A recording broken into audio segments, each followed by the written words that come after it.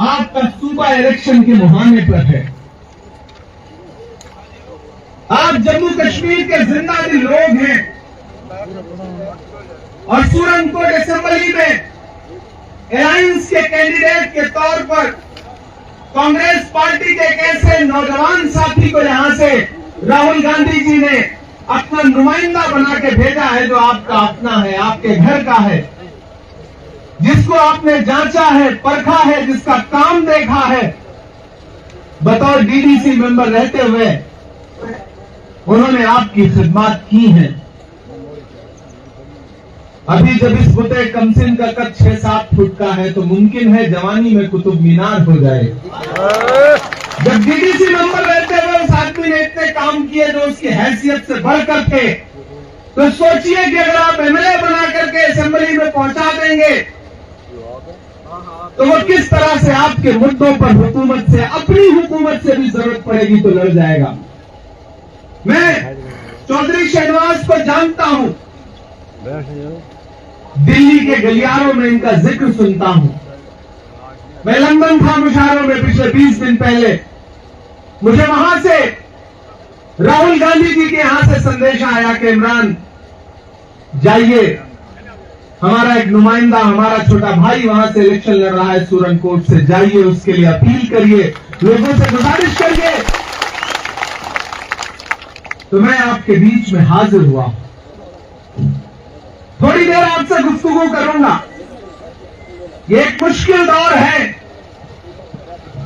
जब मतलब की बात तो सबको समझ में आती है, लेकिन बात का मतलब बहुत कम लोगों को समझ में आता है। महान बादशाह सिकंदर ने यूनान फतेह किया। यूनान फतेह करने के बाद जीत का जश्न मनाने के लिए वो शहर की सड़कों पर निकला, तो उसने देखा कि पूरा शहर तो उसकी जीत का जश्न मना रहा है, लेकिन एक फकीर सड़क के किनारे पेड़ के नीचे चादर तान के बेखबर सो रहा है। सिकंदर को गुस्सा आया। सिकंदर अपने घोड़े से उतरा और उतर के उस सोते हुए फकीर के पास गया और गुस्से में उसे जोर की एक लात मारी और लात मार के उस सोते हुए फकीर से कहा कि क्यों रे फकीर, मैंने शहर फतेह कर लिया है, शहर जीत का जश्न मना रहा है और तू सो रहा है। तो उस फकीर ने उम्मीदी आंखों से बादशाह की तरफ देखा और देख करके कहा कि शहर फतेह करना बादशाहों का काम है, लेकिन लात मारना गधे का काम है। क्या खुदा की कायनात में इंसानों की इतनी कमी हो गई है जो उसने बादशाहत गधे के हाथ में सौंप दी, जो लात मार रहा है? लात तो हमको आपको भी पड़ी है, कभी नोटबंदी की लात पड़ी, कभी महंगाई की लात पड़ी, और आप तो वो लोग हैं कि जिनके ऊपर एक ऐसा जुल्म हुआ जो तारीख में बड़ी मुश्किलों से दिखाई पड़ता है। दुनिया भर की हुकूमतें देने के लिए जानी जाती हैं, ये पहली हुकूमत है जिसने आपसे आपका स्टेट हुड छीन लिया, छीनने का काम किया। कांग्रेस पार्टी और अलायंस अपनी मैनिफेस्टो में कह रहा है कि हमारी हुकूमत बनने दीजिए, हम आपके सूबे को, आपका मेयार, आपका वकार, आपकी इज्जत वापस लौटाएंगे, जम्मू कश्मीर को उसका स्टेट हुड वापस करेंगे। जमहूरी निजाम में अपने सूबे का मालिक वहां की आवाम होती है, आवाम के चुने हुए नुमाइंदे होते हैं। कोई तीसरी ताकत इशारों में हुकूमत करेगी, आवाम जमहूरी निजाम में बर्दाश्त नहीं करती है। मेरे भाई, ये एक मुश्किल वक्त है। इस मुश्किल वक्त में आपकी असेंबली का इलेक्शन हो रहा है क्योंकि हाकिम आपको झिझोड़ के जांचना चाहता है कि जज्बे बचे हुए हैं या खत्म हो गए हैं। मैं पिछले 3 दिन से जम्मू कश्मीर के अलग अलग असेंबलीज में कैंपेन में जा रहा हूं। एक हवा बना के रखा गया है जम्मू कश्मीर के बारे में। मैं यहां खड़ा होकर के पूरे हिंदुस्तान की आवाम से कहना चाहता हूं कि जम्मू कश्मीर को समझना है, कश्मीरियत को समझना है, जम्मू के एहसास को समझना है, यहाँ के लोगों को समझना है, तो एक बार यहाँ आइए, यहाँ के लोगों से मिलिए। इतने भोले भाले और सच्चे जज्बों वाले लोग शायद ही कहीं मिले। ये अच्छे लोगों की नगरी है, ये अच्छे लोगों का गांव है, लेकिन सियासत ने आपके साथ जुल्म किया है, इसमें कोई दो राय नहीं। मैं राहुल गांधी का सिपाही बन के आपके सामने खड़ा होकर के आपसे कह रहा हूं कि चिरागों के सफर में दबदबा हो आंधियों का, चिरागों के सफर में दबदबा हो आंधियों का, तो फिर अंजाम जुल्मत के सिवा कुछ भी नहीं होगा।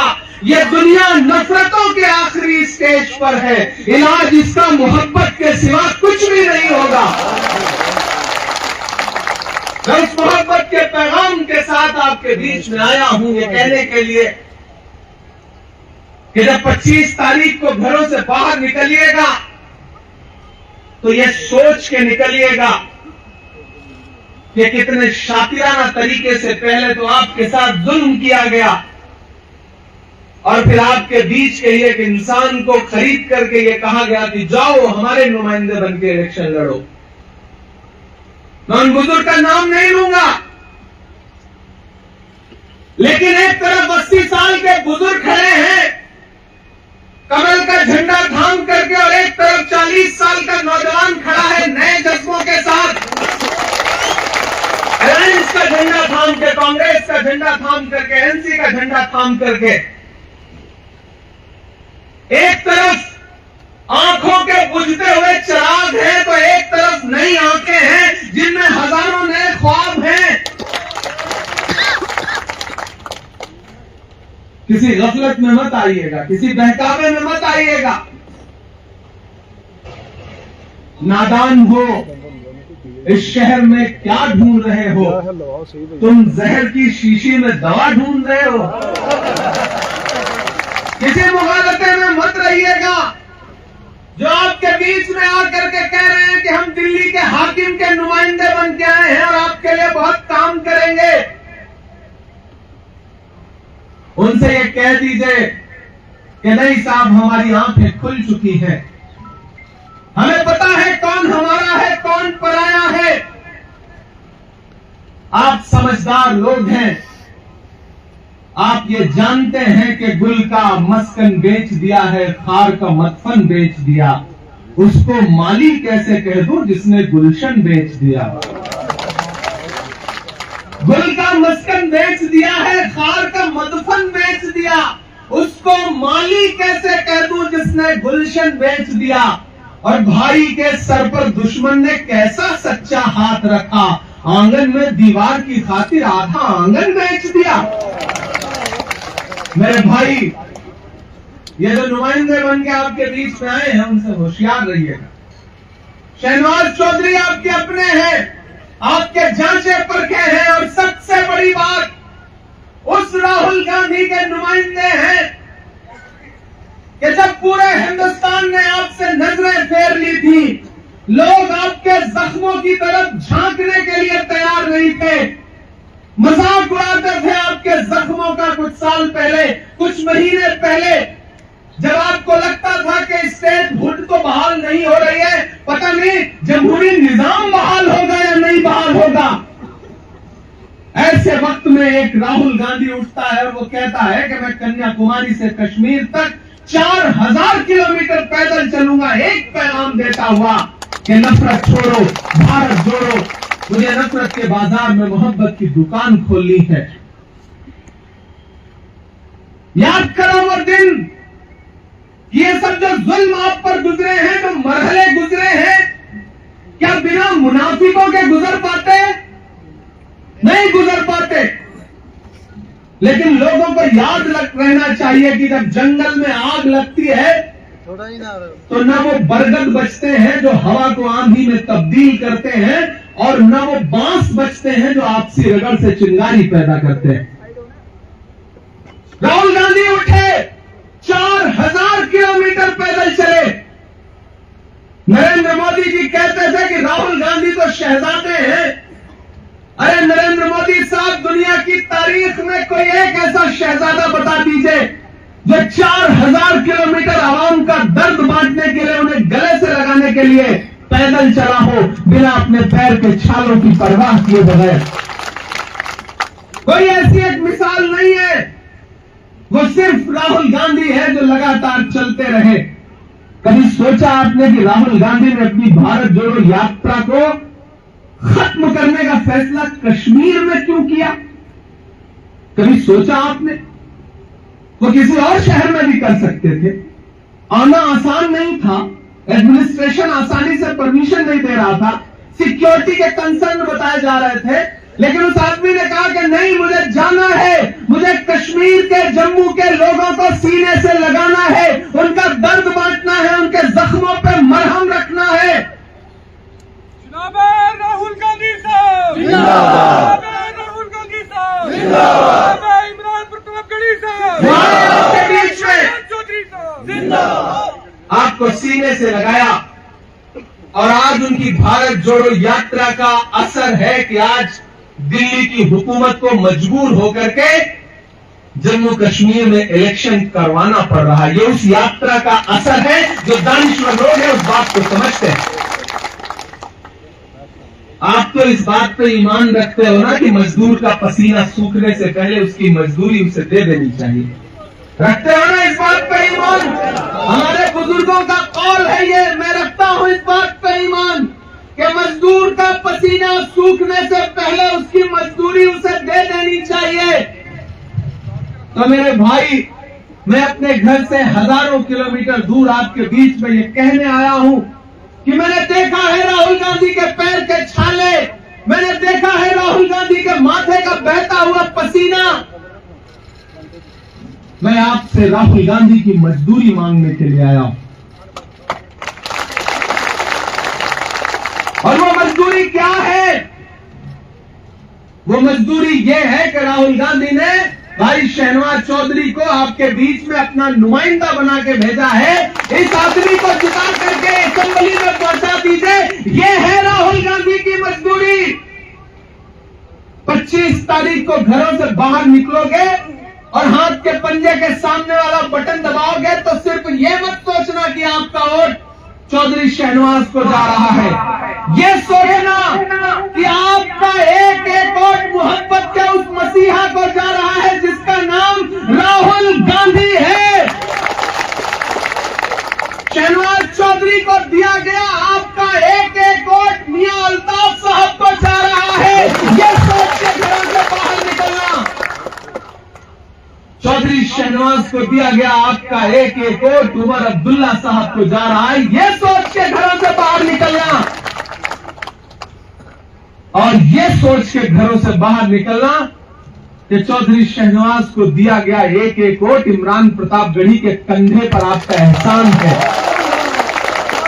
राहुल गांधी साहब, जिंदाबाद इमरान प्रताप गढ़ी साहब, आपके बीच में आया हूं, पहली बार आपके बीच में आया हूं। मैं कभी बफलियात में था थोड़ी देर पहले, और यकीन जाने इन वादियों में, इन पहाड़ियों में, इन फजाओं में आके ऐसा महसूस ही नहीं हो रहा है मैं किसी पराई जगह आया। मुझे ऐसा लग रहा है मैं अपनों के बीच में आया हूं,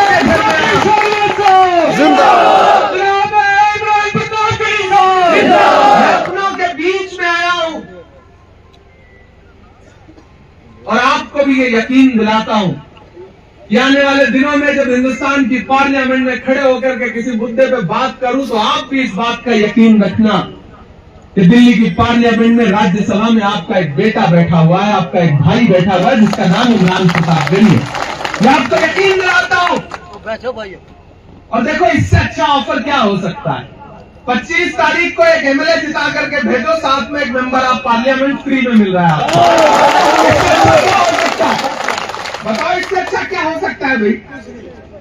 एक के साथ एक फ्री। इतना अच्छा ऑफर तो आजकल किसी शॉपिंग मॉल में भी नहीं मिलता है। एमएलए जिताओ, एमपी फ्री में पाओ। मेरे भाई, ये इलेक्शन बहुत जरूरी इलेक्शन है। इस इलेक्शन पर पूरे हिंदुस्तान की नजरें हैं। लोग जांचना चाहते हैं, देखना चाहते हैं कि इस इलेक्शन का रिजल्ट क्या होगा। मैं जम्मू कश्मीर के अलग अलग इलाकों में कैंपेन करके वापस लौट रहा हूं। यकीन जानिए कि अलायंस की हवा चल रही है, एक तरफा सरकार बनने जा रही है इंशाअल्लाह, कोई टक्कर में नहीं है। इसीलिए भाजपा ने परेशान होकर के कुछ अपने और गुमनाम मदद मददगार बुला लिए हैं जो आपके बीच में आएंगे आजाद बन के, लेकिन असल में वो गुलाम हैं। बिल्कुल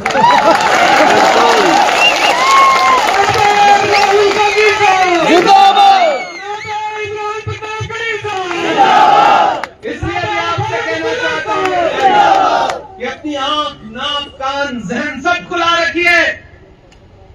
दुश्मन बहुत शातिर है।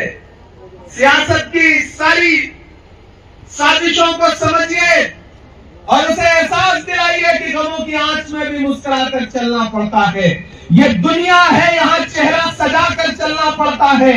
तुम्हारा कद मेरे कद से बहुत ऊंचा सही, लेकिन चढ़ाई पर कमर सबको झुका कर चलना पड़ता है। ये एहसास दिलाइए। ये जो आपके बीच में आजाद उम्मीदवार, ये उम्मीदवार, वो उम्मीदवार, एक बात का एतराफ दिल में रखिएगा, यकीन दिल में रखिएगा कि किसी भी आजाद उम्मीदवार को दिया गया एक भी वोट सीधे भारतीय जनता पार्टी को फायदा पहुंचाएगा। बिल्कुल। इसलिए बचना नहीं है। जाती तौर पे, नजरियाती तौर पे भले ही इख्तिलाफ हो सकता है, लेकिन इस बार लड़ाई बड़ी है और जब लड़ाई बड़ी हो तो छोटे छोटे मसले नजरअंदाज किए जाते हैं। मेरे भाई, ये जो आपके बीच में 40 साल का नौजवान बैठा है, ये मुझसे 4 साल बड़ा है, लेकिन मैंने इस इंसान को राहुल गांधी जी के यहां कांग्रेस पार्टी के हेडक्वार्टर में और कांग्रेस के ऑर्गेनाइजेशन में काम करते हुए, जूतियां घिसते हुए, लड़ते हुए, मुद्दों पर लड़ते हुए देखा है। मैं इस आदमी की जमानत बन के यहां आया हूं और आपसे ये कह रहा हूं कि सरकार तो बनने जा रही है और आप समझदार लोग हैं, तो बनती हुई सरकार में अपनी हिस्सेदारी बढ़ाइए, ताकि आने वाले दिनों में जब सरकार बन जाए और ये आपके नुमाइंदे बन के असेंबली में पहुंचे और आपका कोई काम हो तो आप इनका गिरेबान पकड़ के इनसे कह सकें कि चौधरी शहनवाज, आप हमारे वोटों से जीते हो, आपको हमारा काम करना पड़ेगा। बिल्कुल। और मुझे पूरा यकीन है कि आप तो मायूस नहीं करेंगे। मैं मेंबर ऑफ पार्लियामेंट होने के साथ साथ कांग्रेस पार्टी के अकलियती शोबे का नेशनल चेयरमैन भी हूं, कौमी सदर भी हूं। मेरे हाथ में कुछ चीजें हैं, इस बुनियाद पर यह बात कह रहा हूं कि आप इन्हें एमएलए बना के भेजिए। मैं भी राहुल गांधी जी का दामन पकड़ के एक बार उनसे कहूंगा कि राहुल जी, सूरनकोट की आवाम ने चौधरी शहनवाज को एमएलए तो बना दिया है, लेकिन वहां के लोग मिनिस्टर डिजर्व करते हैं।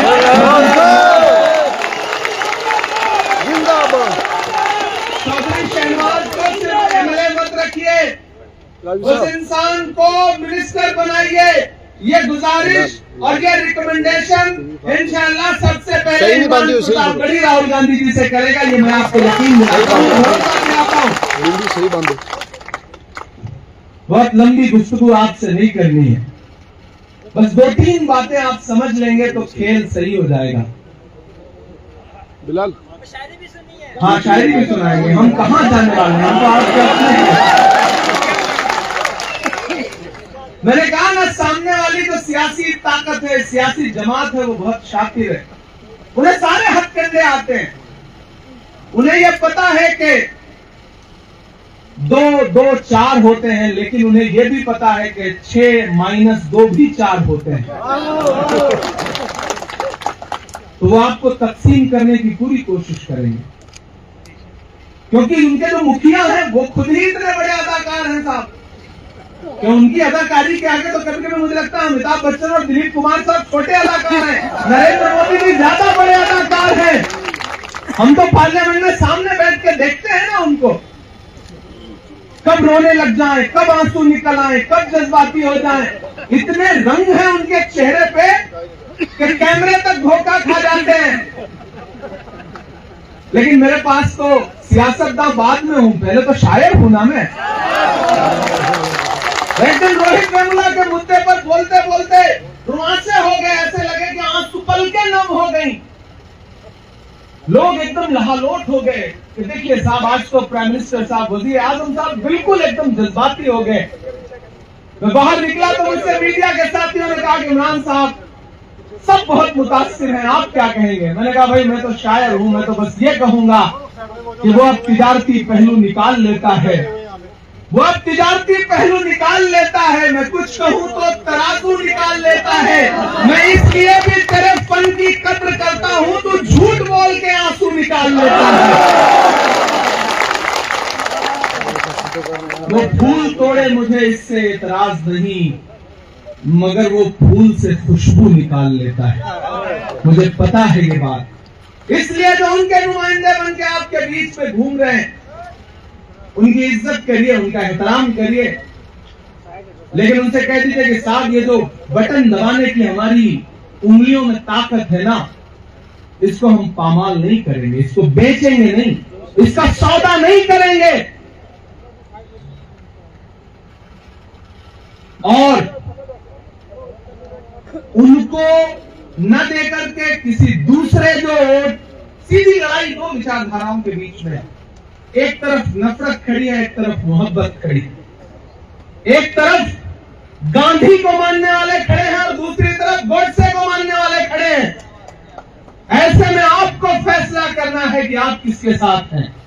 ये किसने कहा आपसे आंधी के साथ हूं? मैं गोडसे के दौर में गांधी के साथ हूं। आपको तय करना है कि आप किसके साथ खड़े हैं। मुझे पूरा यकीन है कि आप भी गांधी के साथ खड़े हैं। मेरे भाई, जिस दिन रिजल्ट आएगा उस दिन मैं हिंदुस्तान के किसी न किसी शहर में कैंपेन में रहूंगा, क्योंकि महाराष्ट्र के और झारखंड के इलेक्शन होते रहेंगे। लेकिन मेरी नजरें आपकी इस असेंबली पर रहेंगी।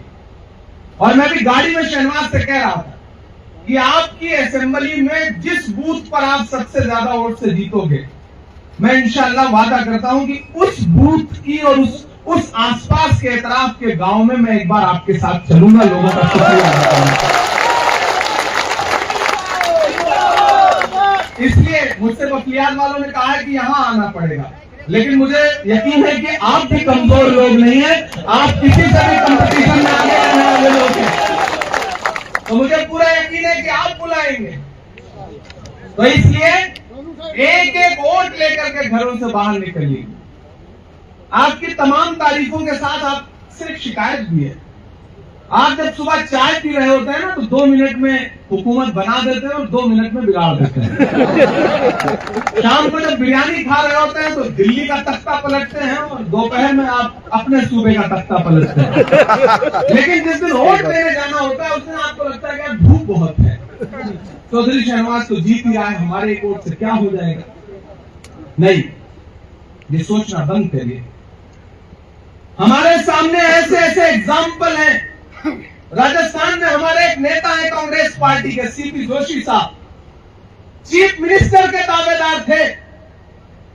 पूरा हिंदुस्तान जानता था, पूरी कांग्रेस जानती थी कि इस बार कांग्रेस की सरकार बनेगी तो सीपी जोशी चीफ मिनिस्टर बनेगी। सिर्फ एक वोट से चुनाव हार गए एमएलए का। न एमएलए बन पाए तो फिर चीफ मिनिस्टर क्या ही बन पाते। तो एक वोट की अहमियत समझिए। हम कल एक साहब से मिलकर आए जो 36 वोट से एमपी का इलेक्शन हारे। तो अपने एक एक वोट की अहमियत समझिए। आपकी उंगलियों में जो एक बटन दबाने की ताकत है, दरअसल ये अबाबील के पंजों में दबा हुआ वो एक कंकर है जो अब्राहा के ऊपर बरसा तो बहुत पता नहीं कहां उड़ गई। इसलिए 25 तारीख को वो ताकत लेकर घरों से बाहर निकलिए, जाइए, ईवीएम का बटन दबाइए और चौधरी शहनवाज को जिता करके असेंबली में पहुंचाइए। मेरे भाई, सरकार बनेगी और ये सरकार का नुमाइंदा इंशाअल्लाह आपके बीच में और ताकत लेकर के वापस आएगा। इसने आपके बीच में काम किया है और मजबूती के साथ काम करेगा। यहां डेवलपमेंट के लिए कांग्रेस पार्टी का मैनिफेस्टो उठा के देखिए। पार्टी कह रही है कि हम सबसे पहले आते ही अपनी नौकरी, अपना हक, यानी कि 1 लाख जम्मू कश्मीर के नौजवानों को नौकरी देने का काम करेंगे पहली फुर्सत में। मैनिफेस्टो में अनाउंस कर रहा है कि जैसे ही हमारी सरकार बनेगी, परिवार की जो मुखिया खातून है, जो सबसे जिम्मेदार खातून है, उनके अकाउंट में डायरेक्ट 3000 रुपए हर महीने दिया जाएगा। हमारा मैनिफेस्टो कह रहा है कि हम हर गरीब परिवार को 11 किलो चावल हर महीने मुहैया कराएंगे। हमारा मैनिफेस्टो कह रहा है कि हॉस्पिटल्स की दिक्कतें हैं, हर डिस्ट्रिक्ट हेडक्वार्टर पे हॉस्पिटल होगा और हर परिवार को 25 लाख रुपए का हेल्थ इंश्योरेंस प्रोवाइड कराएंगे। और हमारे जो ये वायदे हैं वो नरेंद्र मोदी जी के जुमलों की तरह नहीं है। ये राहुल गांधी का वायदा है, ये मल्लिकार्जुन खड़गे जी का वायदा है, ये अलायंस का वायदा है और इसे हम पूरा करेंगे, हम आपको यकीन दिलाते हैं। मैं शायरी नहीं सुना के जाऊंगा तो आप कहेंगे कि नाइंसाफी किया है। मत समझना डराने से डर जाएंगे,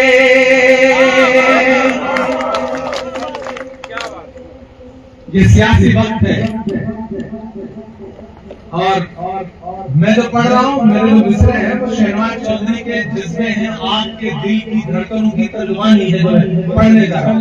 कि मत समझना वक्त के हाकिमों बादशाहों सुनो, जुल्म की फौज के सरबराहों सुनो, कातिलों के सभी खैर खाहों सुनो, ऐ सियासत के मगरूर शाहों सुनो।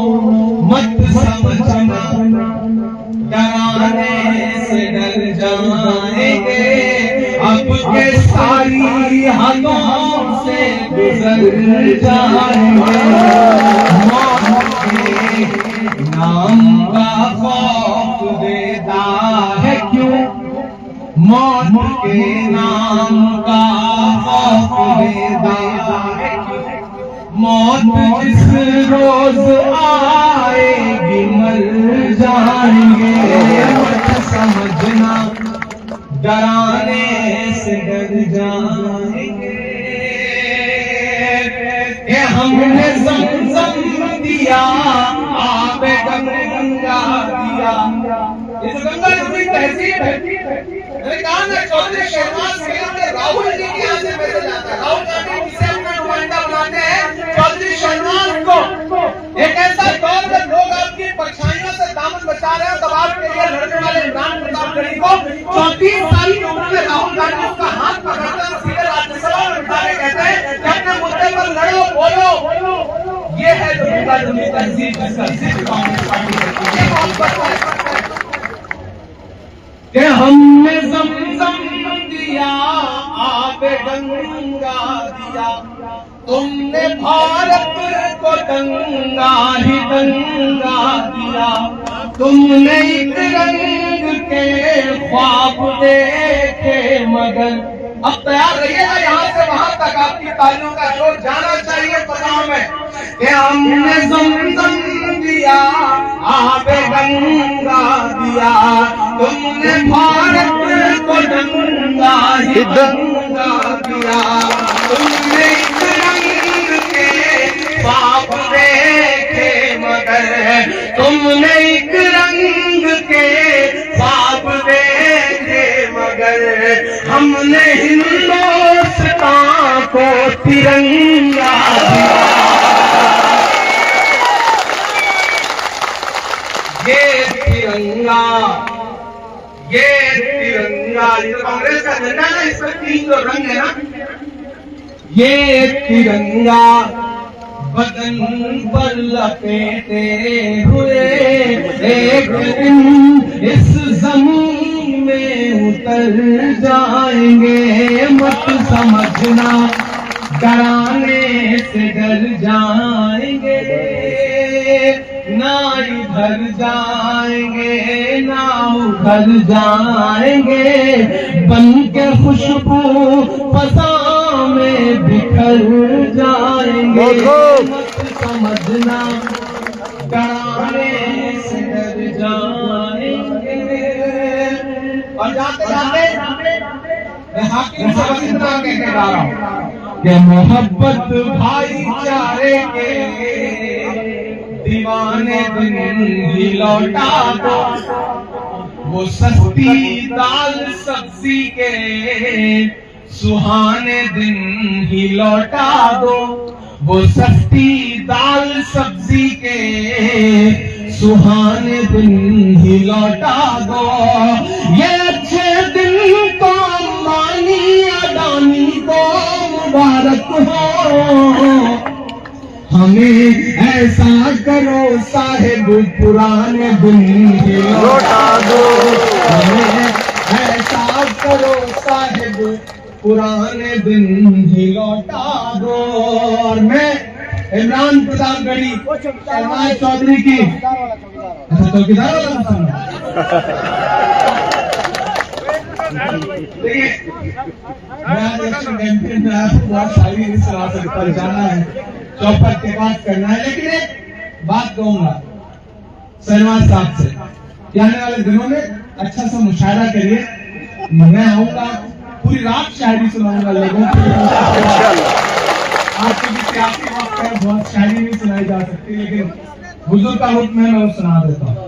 कि कहाँ सोया है चौकीदार, कहाँ सोया है चौकीदार।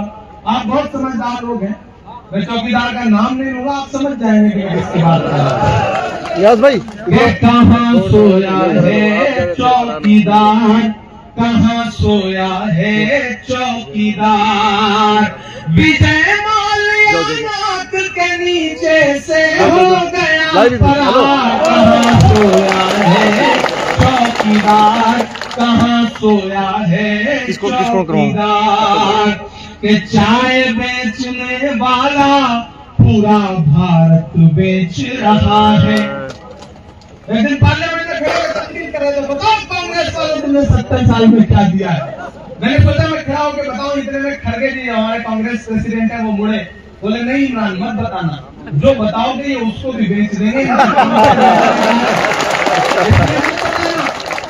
और ये भाजपा के लोग कहते हैं कांग्रेस वालों बताओ 70 साल में क्या किया, हमसे 70 साल का हिसाब मांगते हैं। अरे भाजपा के साथियों, जो हुकूमत अपना चलाया हुआ 2000 का नोट 7 साल नहीं चला सकी, वो हमसे 70 साल का हिसाब मांगती है। जो अरे भाई, चाय बेचने वाला पूरा भारत बेच रहा है, इसी काम में हासिल उसे महारत बेच रहा है। कि रेल बिक गई, तेल बिक गया, बिका हवाई अड्डा। रेल बिक गई, तेल बिक गया, बिका हवाई अड्डा। सब कुछ बिकता देख के खुश हैं अपने जेपी नड्डा। जनता महंगाई की मारी, जनता महंगाई की मारी करती हाहाकार। कहाँ सोया है चौकीदार, कहाँ सोया है चौकीदार। आखिर में जाते जाते बस इतना कहते जा रहा हूँ कि खौफ नहीं जिसे मुरझाने का, मैं उस गुल के साथ खड़ा हूँ। उनसे लोग कहते हैं इमरान साहब आपको शायर थे, आप सियासत पे कैसे आ गए। मैंने कहा एक ऐसा दौर जब जहनों पे पाबंदी हो, कलम पर पहरे हो, और जब सब कुछ सियासत भी तय कर रही हो, तो क्यों ना फिर उस सियासत में चला जाए और निजाम को बदलने की लड़ाई लड़ी जाए। मैं इसलिए सियासत में आ गया, और आने के बाद अलग ऐलान ये कह रहा हूँ कि खौफ नहीं जिसे मुरझाने का, मैं उस गुल के साथ खड़ा हूँ। अगला जो मिसरा है वो सच्चा लगे तो अपनी तालियों को फजाओं में उठाइएगा और दिल्ली तक पहुंचाइएगा मिसरों को। ये खौफ नहीं जिसे मुरझाने का, मैं उस गुल के साथ खड़ा हूँ। कैसा भी दौर आए लेकिन मैं राहुल के साथ खड़ा हूँ। कैसा भी दौर आए लेकिन मैं राहुल के साथ खड़ा हूँ, कल भी खुल के साथ खड़ा था, आज भी खुल के साथ खड़ा हूँ। कैसा भी दौर आए लेकिन मैं राहुल के साथ खड़ा हूँ। मेरे भाई बहुत दूर से आए हो, उठाइए अपना एक एक हाथ और मुझे यकीन दिलाइए कि 25 तारीख को जब घरों से बाहर निकलिएगा तो आपका एक एक वोट हाथ के पंजे के सामने वाले बटन पे दबेगा। हम तुम्हारे साथ